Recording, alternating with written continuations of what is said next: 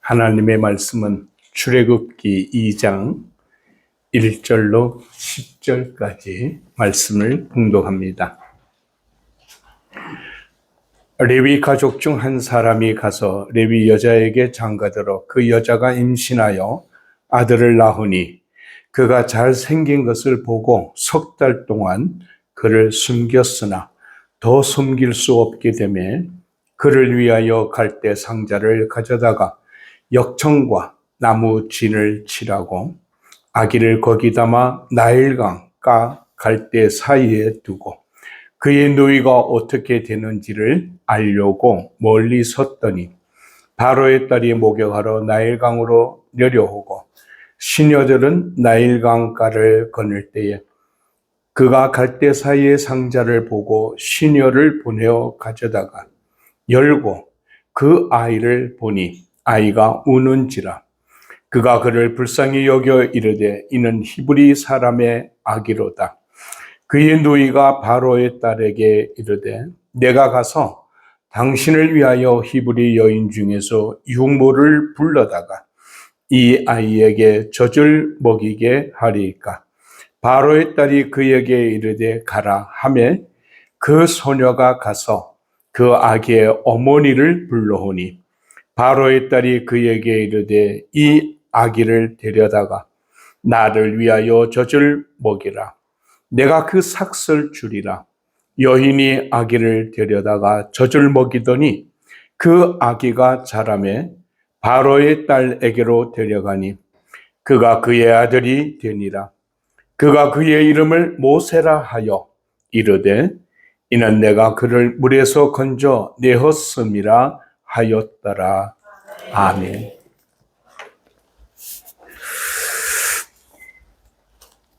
속스바이 때 캄보디아에서 이렇게 반갑게 만나면은 잘 지냈습니까? 하는 말이 속스바이 때 그렇게 사용합니다. 때라는 것은 의문사로 묻는 모습입니다. 제가 캄보디아에 갔는지 6개월이 되었어요.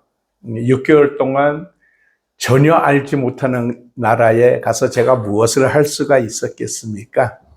그러나 지역을 둘러보고 또 그들의 문화와 생활을 배우고 익히고 이해하고 또 그들의 쓰는 용어 하나하나 한번 배우느라고 힘쓰고 또 그들과 같이 어울려서 생활하고 활동하고 이런 모습에서 하나하나 접목을 이어가고 있습니다.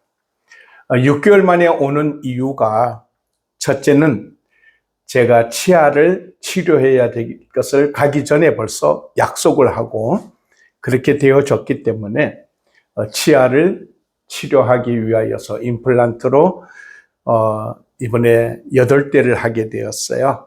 그래서 제가 지금 기둥을 심어서 이 부분 틀니가 지금 기둥에 얹혀서 제대로 지금 들어가지를 못하여 좀 불안한 가운데 있어요. 제가 말할 때 발음이 좀 정확하지 못하더라도 여러분들이 양해해 주시기를 바랍니다. 두 번째는 거기가 굉장히 이 4월 달이 제일 더워요. 더워서 이해를 하기 힘드시겠지만은 온도가 48도까지 올라갑니다.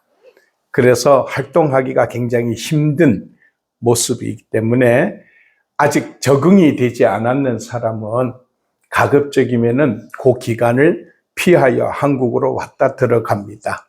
그래서 저도 같이 이번에 발걸음을 옮겼는 것이고, 세 번째는 저희가 6개월 동안 지역을 탐방하면서 어디에다가 제가 하는 미션 제대로 선교 사역의 센터를 만들면 좋을까?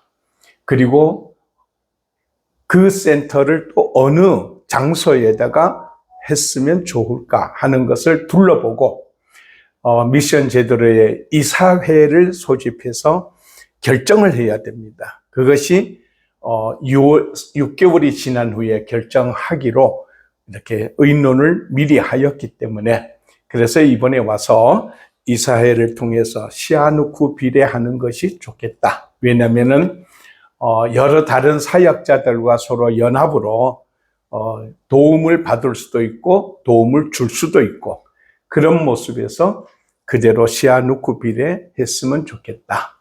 저희들이 그동안 둘러본 지역은 푸놈펜 도시하고 푸놈펜의 인근에 있는 농촌 지역, 그리고 캄펑치앙이라는 캄보디아 지역의 가장 중간 지역이 되는 좀 시골 지역입니다. 그리고 시아누쿠빌에서 한 2시간 동쪽으로 베트남 경계가 가까운 그 지역에 감포시라는 지역이 있어요. 거기를 둘러보고 또 거기에서 한 1시간 정도 북쪽으로 농촌으로 가는 따케오라는 지역이 있어요. 그래서 따케오도 둘러보고 그리고 시아누쿠빌에도 여러 지역을 둘러보았습니다. 그리고 간사는 특별히 안경사역과 치과사역을 하는 선교사님을 좀 지원하고자 영상 취재로 시엠립에 갔습니다.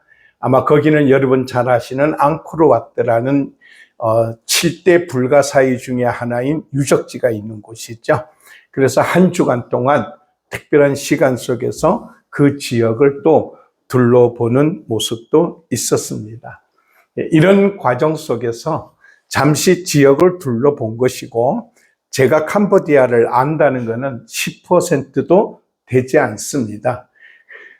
그러나 한 가지 안타까운 마음이 있는 것은 우리나라에 복음이 들어와서 선교 100주년 할 때에는 한국은 기독교의 문화와 기독교의 삶이 완전한 뿌리를 내리고 있었고 세계 속에 선교 사역을 이루어가고 있는 그런 놀라운 변화를 나타냈습니다. 근데 여러분 캄보디아에 기독교가 들어왔는 지가 100년입니다. 우리나라 선교사가 들어갔는 지가 30년입니다. 그런데 그 100년 동안 캄보디아의 복음화는 2%도 되지 않습니다. 원래 민족의 종교가 불교이기 때문에 어려움도 있겠지만은 앞으로 해야 할 또 다른 사역이 굉장히 많이 있다 하는 비전을 가질 수밖에 없는 것이죠. 목회를 하고 끝나고 은퇴하고 다시 선교 사역을 간다 그러니 모두가 다 저를 좀 이상하게 보고 있습니다. 그렇지만 제게는 끝나고 그냥 한국에서 자유롭게 쉬면서 놀면서 이렇게 지내는 것보다는 꿈이 있는 마음을 이루어 가고자 하는 그 소망을 이루어 보고자 그래서 선교단체를 만들었고 선교사역을 시작했습니다. 캄보디아에 갔을 때 거기에 있던 분들도 참 놀라워요. 70 넘으신 분이 와서 한다는 것 자체가 이해가 되지 않는 모습도 있어요. 또 반면에 저보다 나이 많으신 분들이 이미 오래전 14년, 20년 이렇게 사역을 이루어 와서 나이가 지금 많이 되셨는 분들도 있어요. 그래서 그들의 노하우를 좀 배우고 같이 활동하면서 협력하는 마음의 기쁨으로 사역을 이루어가고 있습니다. 오늘 본문에 있는 말씀을 통해서 예수 생명, 구원의 갈대상자 이렇게 제목을 붙였습니다. 오늘은 부활절을 맞습니다. 그래서 부활의 생명이 되시는 예수 그리스도 그리고 오늘 본문 속에 나타나고 있는 한 생명을 살리는 갈대상자의 모습을 생각하고자 하는 것입니다. 심리학자 교수이신 에릭 프롬이라는 사람은 인간의 삶의 모습을 두 가지로 표현을 합니다. 하나는 소유고 하나는 존재라는 말로 표현합니다.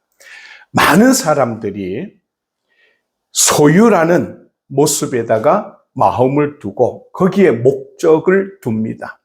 그리고 이 소유를 목적을 이루기 위하여서 자기 일생의 온 모든 것을 거기에 희생을 하며 헌신을 하고 있습니다.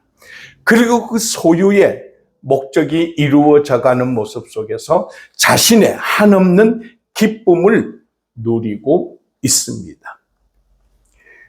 그런데 그 소유로서 삶을 이루다가 어느 순간 자신의 생을 마치게 됩니다.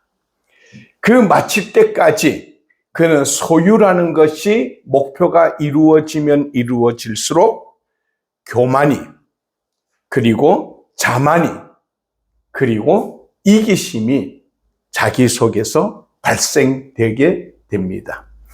풍부할수록 또 모든 사람보다 뛰어날수록 이 자만과 교만과 이기심은 끊어지지를 않습니다. 그러나 그 소유만으로 우리가 살아가는 이 세상 속에 모든 사람과 함께 유익을 함께 나누는 모습이 있느냐 하면은 그렇지가 못합니다. 오직 자기가 생각하는 그 범주를 벗어나지를 못하고 있죠. 그래서 자신의 욕망만을 생각하고 수단으로 만들어가고 있습니다. 보다 더 중요한 것은 무엇이냐면은 이 소유를 가지고 내가 무엇에다가 어떻게 사용하였느냐 하는 이 경험이라는 삶의 자리를 만들어 놓아야 되는데 거기는 마음을 두지를 않고 있다는 것입니다. 무엇보다도 자기 자신의 정체성을 올바로 아는 사람이 되어져야 그 인생의 삶의 소유가 존재의 모습으로 전환이 되어지는 것이죠. 그러면 이 존재의 삶의 자리를 만드는 데는 가장 중요한 것이 자신의 사명입니다. 내 사명이 뭐냐? 하나님께서 나를 이 땅에 보내셨다면 왜 보내셨을까 하는 이 하나님의 부르심에 대한 자기의 분명한 소명이 있는 사명이 있어야 됩니다. 사명이 있는 사람은 반드시 헌신이 따라오게 되는 것입니다. 그 헌신을 통하여서 그 사람이 이 아름다운 존재의 삶을 나타내는 데에는 열정의 사랑이 작용되고 있습니다. 오늘 여기 계시는 모든 분도 어떤 사람은 소유라는 것으로 만족함을 누리고 자기를 과시하는 모습이 될 수도 있겠어요. 반면에 소유가 중요한 것이 아니고 하나님이 나에게 허락하신 그 범주 안에서 내가 무엇을 해야 할까 하는 이 존재라는 모습을 가지고 자신의 경험적 삶을 모든 사람과 함께 누리는 삶이 되어진다면은 거기에 아름다움을, 기쁨을 함께 나눌 수가 있을 것이고 또 나를 이 땅에 보내신 하나님의 거룩한 꿈을 이루어가는 길이 될 수가 있을 것입니다. 그런 모습에서 오늘 본문에 있는 말씀을 통해서 우리는 4가지 모습을 마음에 간직합니다. 첫째는 하나님의 자녀라는 정체성을 어떤 상황 속에서도 간직해야 하는 것입니다. 아브라함이라는 사람은 하나님의 부름을 받고 갈대아 우르를 떠나 가나안 지역의 삶의 자리를 정하였으나 흉년이 왔을 때에 감당할 길이 어려웠습니다. 그래서 애굽으로 내려가려고 하였는데 하나님은 애굽을 가지 마라 하고 막아버리십니다. 애굽으로 갔던 아브라함이 후회하고 돌아오는 모습을 우리는 잘 알고 있습니다. 그 아들 이삭이 어려운 흉년을 맞았을 때에 또 애굽으로 내려가려고 할 때 하나님이 또 그 길을 막으십니다. 그런데 3번째 족장이 되는 이 야곱이라는 사람에게서는 전혀 다른 모습을 볼 수가 있어요. 하나님께서는 야곱을 두고 그의 아들 요셉을 통하여서 애굽의 삶의 자리를 예비해 놓을 수 있도록 이끄십니다. 물론 그 과정은 우리가 설명하려면 시간이 많이 소요되지만은 요셉을 통하여 삶의 자리가 만들어졌을 때 하나님은 야곱에게 70명의 가족을 그쪽으로 이주하게끔 허락하십니다. 하나님 왜 허락하실까? 그토록 아브라함을 막으시고 이삭을 막았는데 왜 야곱에게는 허락을 하셨을까 하는 여기에는 두 가지의 하나님의 약속이 있습니다. 그 첫 번째 약속이 뭐냐면 큰 민족을 이루게 하려고. 아브라함이 거하고 있고 이삭이 거하고 있는 땅은 그들의 땅이 아닙니다. 이주민, 다른 지역에서 넘어와서 원주민이 거하지 않는 변두리, 변방의 한 지역에 얹혀 사는 모습입니다. 거기에서 큰 민족을 이루려면 자연적으로 그 지역에 있는 7 족속들과 부딪혀야 되는데 그 능력이 없습니다. 그러니 하나님이 큰 민족을 이루려면은 하나님의 계획은 애굽으로 보셨는 것입니다. 그래서 야곱의 때에 70명의 가족을 애굽으로 이주시킵니다. 그 애굽의 70명의 가족이 가서 400년이 되면은 내가 그들을 이 땅으로 돌아오게 하겠다. 이게 두 번째로 아브라함에게 약속입니다. 400년이 지나면 저들을 돌아오게 하겠다. 자, 이스라엘 백성들이 애굽에서 70명이 갔지만은 그들은 요셉의 은공으로 행복한 삶을 누렸습니다. 어쩌면 소유가 풍족한 모습에서 만족을 누리며 즐기며 살았을 것입니다. 그러나 그들이 풍부함을 누리고 큰 민족이 되었을 때에 돌아오려고는 생각을 하지 않았습니다. 소유의 만족을 가지고 있고 우리가 어떤 존재냐 하는 이 존재적 의미의 모습에는 마음을 두지를 않은 것입니다. 그런데 하나님께서 보실 때에 이 민족이 큰 민족이 이루었는데 이들을 약속의 땅으로 데리고 가려면 어떤 방법이 좋을까? 역사의 수레바퀴를 움직이시는 분은 하나님이죠. 이 백성들에게 고통을 줘야 되겠다. 이 백성들에게 고통을 주고 그 고통을 견디지 못하여서 이곳을 빨리 떠나야 되겠다 하는 그런 마음을 갖고, 두 번째는 우리 조상에게 하나님이 약속한 언약, 그 가나안 땅을 사모하는 마음을 갖도록 만드시는 것입니다. 그게 그들의 정체성을 깨닫게 만들어주는 것이죠. 아브라함의 자손이라는 정체성, 하나님의 선택된 백성이라는 정체성을 갖는 사람만이 항상 하나님의 약속을 믿게 되는 것입니다. 요한복음 8장 29절에 나를 보내신 이가 나와 함께 하시도다.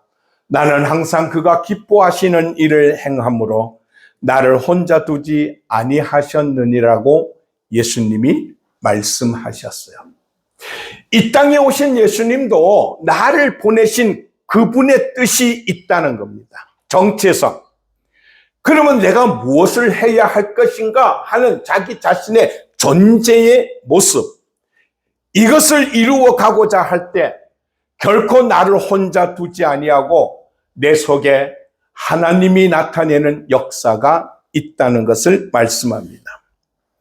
오늘 여러분들의 남은 생애가 정체성을 통하여 내가 어떻게 주를 사랑하고 어떻게 주를 위해서 헌신하며 마지막 주님 앞에 설 때 내가 부끄러움 없는 내 존재의 모습 만들어 갈 수 있을까?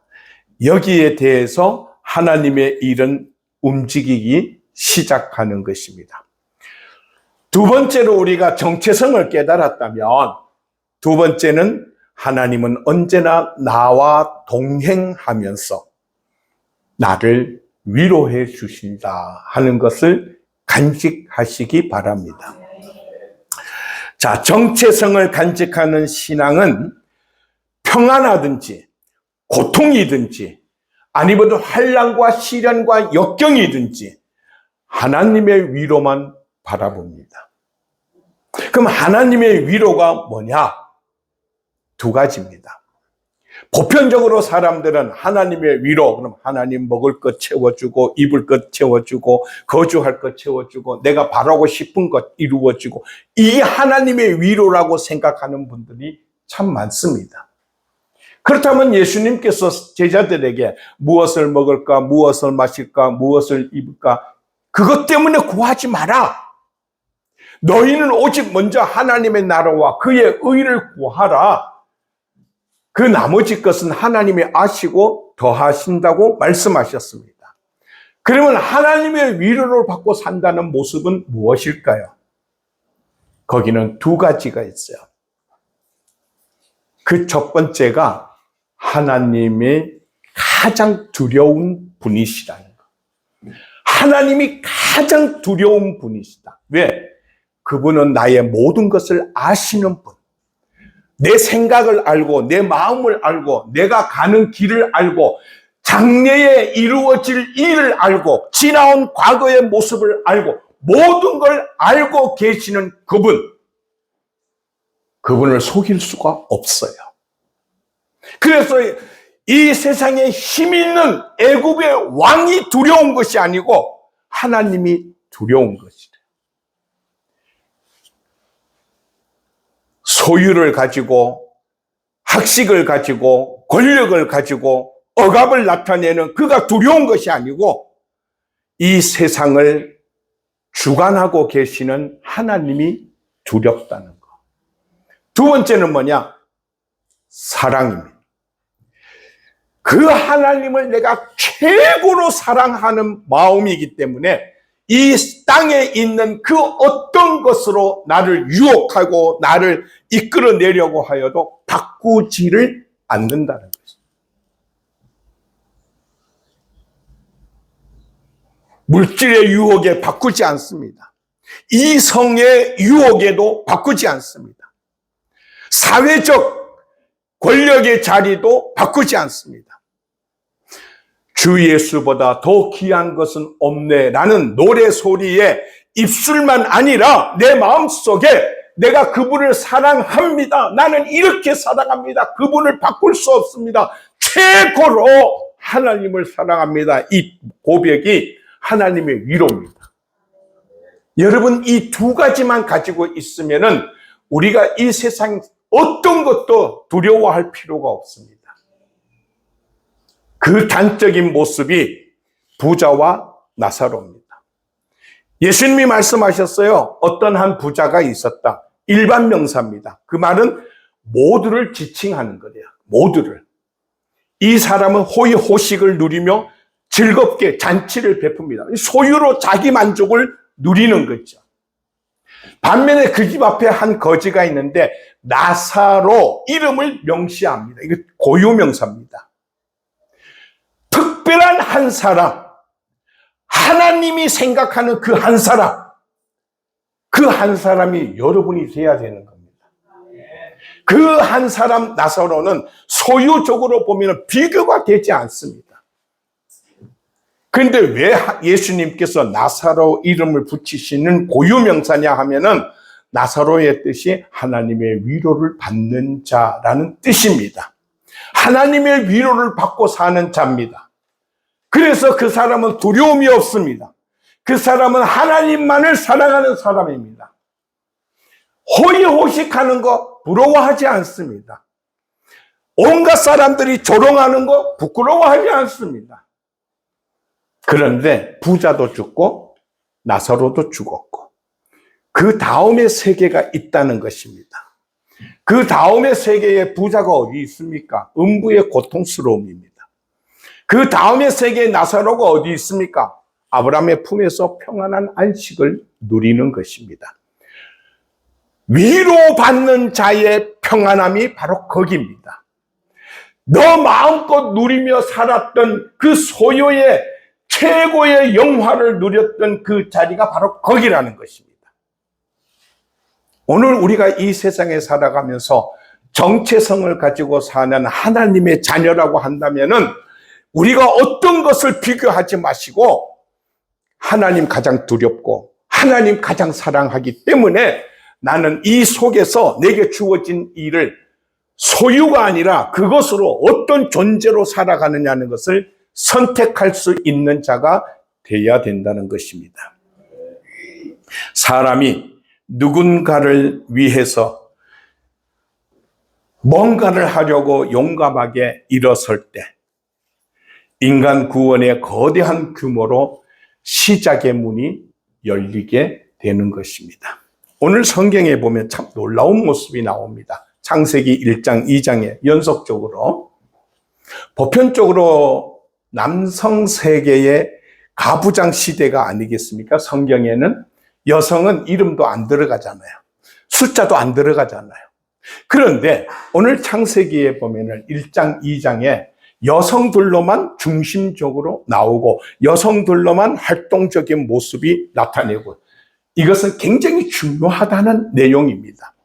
그래서 오늘 성경에 보면은 산파인 시브라와 부하라는 두 사람, 그리고 한 유대인의 요게벳이라는 어머니와 또 미리암이라는 딸, 이 네 명의 관계 속에서 이루어지고 있는 사건의 모습을 볼 수가 있습니다. 이 사람들은 여성입니다. 여성은 힘이 없습니다. 약합니다. 그러나 애굽의 왕이 명령을 내립니다. 산파에게 너가 히브리인들이 남자아이를 낳으면 죽여라. 유대인들은 남자아이를 낳으면 죽어야 되는 것이 노예의 고통스러움입니다. 그런데 이 산파들이 아이를 살려둡니다. 죽이지를 않습니다. 이 산파들이 애굽인인지 히브리인인지 아니면 다른 이방인인지는 저는 모릅니다. 어쨌든 간에 이 산파가 이스라엘 백성들이 아이를 놓을 때 남자를 살려두고 있다는 겁니다. 그 살려둔 이유가 뭐냐? 1장에 가서 보면 여호와를 경외하였기 때문에. 여러분, 여호와를 경외하는 것이 뭐냐면 하나님의 위로를 받고 사는 사람입니다. 하나님이 최고의 두려움, 하나님 최고로 사랑하니 생명을 죽이지를 못하는 겁니다. 그게 산파의 모습입니다. 만약에 이것이 발각되면 어때요? 산파는 죽어야 됩니다. 왕의 명령을 거역했으니 죽어야 돼요. 자기 죽음을 내놓고서라도 하나님을 경외하는 것을 우선순위에다가 두고 있었다는 신앙입니다. 반면에 2장으로 넘어오면은 요게벳과 미리암이 나옵니다. 물론 남편이 있습니다. 또 아론 아들도 있습니다. 그러나 나타나지 않습니다. 왜 여성들로만 표현하고 있을까?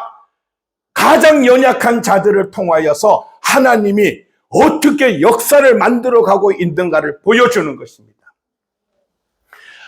창세기에 하나님께서 창조의 역사를 이루시고 뭐라고 말씀하십니까? 보시기에 좋았더라. 그 좋았다는 것이 무슨 조화가 잘 꾸며져 가지고 좋았다는 것이 아니라 하나님의 마음에 만족하다는 것이거든요. 오늘 여기에 요게벳이 아이를 낳았습니다. 남자아이입니다. 근데 그 아이를 봅니다. 잘생겼으므로 이렇게 표현이 됩니다. 그 잘생겼다는 말의 어원을 들어가서 보면 창세기에서 하나님이 보시기에 좋았더라는 말과 연결이 되어지는 것입니다. 다시 말해서 요게벳이라는 어머니가 이 남자아이를 태어나 놓고 볼 때에 하나님을 경외하고 하나님을 두려워하고 하나님을 사랑하는 모습에서 이 아이를 봤을 때 가장 보기에 좋았다는 것입니다. 그러면 이 아이를 죽일 수가 없습니다. 소유로 본다면은 이스라엘 백성은 그 노예적인 생활과 고통 속에서 자식 없어지는 것이 오히려 편할 수도 있습니다. 자식 하나 있음으로 고통스럽고 그 자식이 노예로 살아야 되는 고통스럽고 그 자식이 죽어야 되는 고통스러움이 있는데 뭐가 좋겠습니까? 차라리 안 낳든가 아니면 보내든가 둘 중에 하나겠죠. 그러나 존재의 모습으로 볼 때에 하나님이 왜 이 아이를 우리에게 주셨을까? 여기에 하나님의 존재의 모습으로 보니 이 아이가 너무너무 보기에 좋았다는 것입니다. 목숨을 걸고 이 아이를 지킵니다. 그게 3개월밖에 안 돼요. 왜? 울음소리가 커지기 때문에. 그들이 생각하는 모습이 뭐냐? 갈대상자를 만듭니다. 갈대상자를 만들어서 거기에 역청을 발라서 물이 들어오지 못하게 하고 이 아이를 거기다가 갈대상자에 넣어서 나일강 갈대숲 사이에다가 안치합니다. 그리고 미리암이 쫓아가서 그걸 지켜봅니다. 어떻게 될까? 갈대상자에 넣어서 보내는 것으로 끝나는 것이 아니라 보살피는 겁니다. 끝까지 보살핍니다. 마침 목욕을 하러 왔던 애굽의 공주가 그것을 발견하고 아이를 건집니다. 그때 쫓아갑니다. 여러분, 지금 애굽의 공주고 거기에 시녀들이고 여기에 히브리인 미리암이 쫓아가서 말한다는 것은 목숨을 죽는 각오입니다. 마치 에스더가 아하스로 왕에게 가서 내 민족을 위해서 내놓을 때 내가 죽으면 죽으리라 하는 그 결심과 똑같은 모습이었다는 겁니다. 이 아이에게 유모가 필요하지 않습니까? 내가 유모를 데려올까요? 그래서 이 아이가 젖을 먹고 성장하는 과정에 가장 필요한 어머님의 관계적 모습을 만들어줍니다. 이 모든 것이 보시기에 좋은 겁니다. 창세기의 창조 역사 이후에 하나님은 노아를 통하여서 무엇을 만드십니까? 방주를 만듭니다. 그 방주가 하나님의 심판 속에서 노아의 가족을 구원하게 만드셨습니다. 출애굽기에서 하나님께서 요게벳을 통하여 무엇을 만듭니까? 갈대상자를 만듭니다. 이 갈대상자가 모세라는 한 어린 생명을 살리는 생명체로 사용되지만은 이 모세가 애굽에 있는 전 이스라엘 민족을 애굽에서 구원하여 하나님 약속의 가나안 땅으로 이끌어가는 지도자가 거기서 나오게 되는 것입니다. 여러분, 시프라와 부하가 산파의 모습에서 요게벳의 자녀만 살려주고 다른 사람은 다 죽이고 그게 아닙니다. 하나님 두려워 모든 남자를 자기가 할 수 있는 데까지 살렸는데 그 중에 모세가 있었습니다. 이들이 하는 일은 그 당시에 뭔지를 모릅니다. 야, 내가 이렇게 함으로 아이를 살려주면 야가 이 다음에 어떤 사람이 되어서 우리를 생각하고 우리를 도와줄 거야, 복을 줄 거야, 그 생각 하나도 없습니다. 요게벳이 이 아이를 키우면서 야, 니는 이 다음에 커서 이 나라 민족의 구원자가 되어서 어떻게 될 것이다 생각하는 거 하나도 없습니다.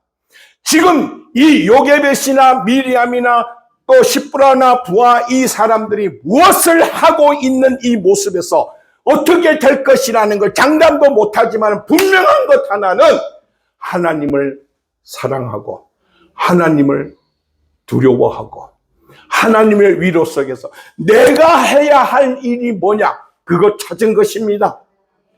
그게 아무것도 보이지 않는 모습이지만은 미안합니다. 여기 있네.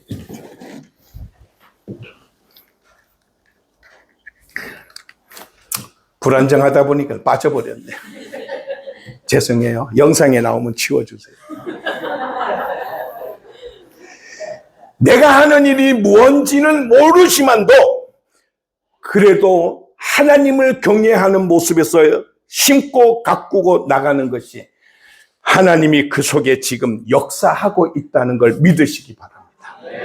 오늘 여러분들이 야 옆에서 네 그런다고 누가 알아주느냐 이러면서 비웃을 때가 많습니다. 그래서 포기할 때가 많습니다. 나 혼자 해봐도 아무 소용없다고 낙심할 때가 있을 겁니다. 여러분 하나님을 경외합니까? 그러면 여러분 거기에 현혹되지 마시기 바랍니다. 남들이 안 하여도 내가 하나님의 도구로 쓰임 받는다는 것, 이 속에 내가 지금 만들어가는 이 존재의 경험 속에 하나님이 함께하고 지금 역사를 만들어 언제 어디서 어떻게 나타내실 것인지 그건 하나님만 아십니다. 요셉은 꿈을 갖고서 22년 만에 성취됐습니다. 아브라함은 하나님과의 약속에서 100세가 되어서 아이를 낳는 축복을 받게 됩니다. 오늘 여기 요셉에서는 모세가 80세가 되어서 민족의 지도자로 쓰임 받습니다. 오늘 여러분 자녀가 언제 어떻게 될지, 아니면 여러분의 가족의 부부가 어떻게 쓰임 받을지, 여러분의 다음 세대가 어떻게 쓰임 받을지 여러분은 모릅니다. 그러나 분명한 것은 여러분 갈대 상자를 만드셔야 됩니다. 하나님의 존재의 의미에서 갈대 상자를 만드십시오. 노아 시대에 방주가 필요하고 애굽에 포로된 노예 시대에 갈대 상자가 필요하듯 오늘 여러분의 시대 속에 하나님의 거룩한 뜻을 나타내는 영적 갈대 상자의 소중한 삶을 만들어 가십시오. 그러기 위해서 오늘 예수 그리스도의 부활의 생명은 두 가지를 생각하시기 바랍니다. 하나는 마지막 내가 죽으면 다시 부활하여 영원한 생명을 얻어 나도 천국에 간다. 거기서 멈추지 마시기 바랍니다. 예수님께서 부활의 역사를 보여주신 것은 너희가 장래에 이렇게 부활하여서 영원한 천국에 들어간다는 것만 주기 위함이 아닙니다. 예수의 생명을 가지고 오늘 내가 죽어있는 자리에, 절망의 자리에, 어두움의 세력에 무엇을 나타내요? 거기에 그리스도의 복음의 역사가 만들어 가게 되느냐? 그 일을 우리에게 맡기기 위하여 부활의 생명을 주셨습니다. 베드로는 성령의 인침을 받고 주는 그리스도시요 살아계신 하나님의 아들입니다고 고백합니다. 아마 여기 많은 분들이 그렇게 믿습니다. 성령으로 예수를 주라고 고백하면은 구원함을 받았다 그렇게 말합니다. 그래서 모두가 다 나 구원 받았다 이렇게 말합니다. 맞습니다. 그런데 베드로가 뭐라고 합니까?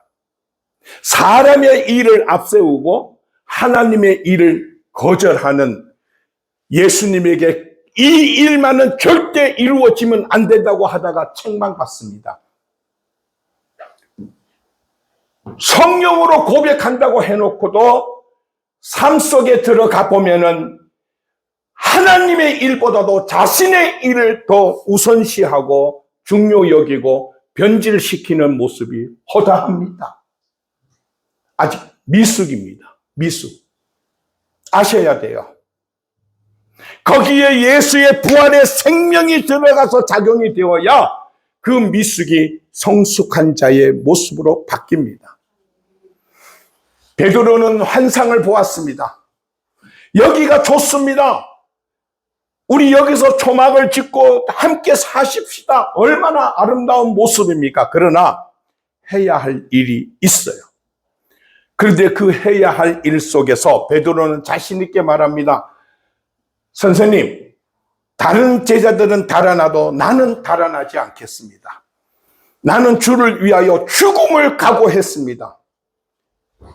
아마 여러분도 그렇게 고백하는 분 있을 겁니다. 그런데 막상 현실에 딱 부딪히니 예수를 부인합니다. 왜? 내가 살아야 되기 때문에. 주를 부인하는 모습이 많습니다.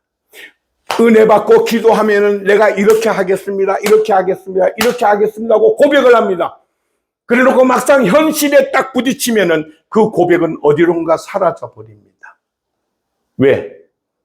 그것보다도 내가 더 중요하기 때문에. 그게 베드로였어요.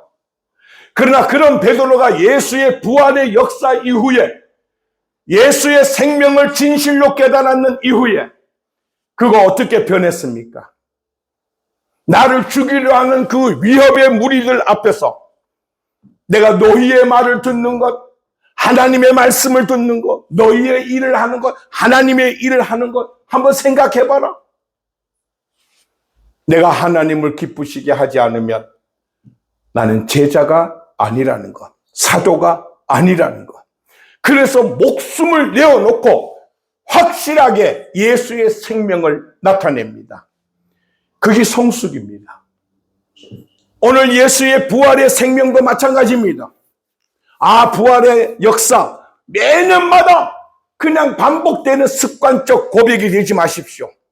오늘 여러분 자신의 삶 속에 아직도 내가 죽어있는 모습이 무엇인지, 우리 가정 속에 아직도 해야 할 바가 무엇인지, 오늘 이 민족과 열방을 향하여 내가 해야 할 바가 무엇이고 돌봐야 할 바가 무엇이고 계속해서 만들어 나가야 될 갈대상자가 무엇인지를 생각하시기 바랍니다. 각자가 다릅니다. 똑같을 수 없습니다.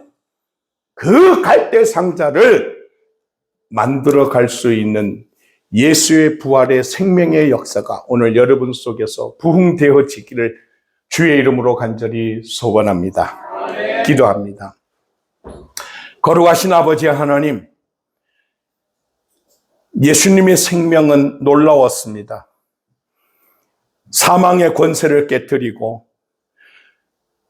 절망과 좌절과 부인과 하나님의 일보다 자기 일을 더 중요시 여겼던 자들의 마음속에 놀라운 변화를 일으켜서 복음의 사도가 되었고, 예루살렘만이 아니라 온 유다와 사마리아와 땅끝까지 복음의 증인이 되었습니다.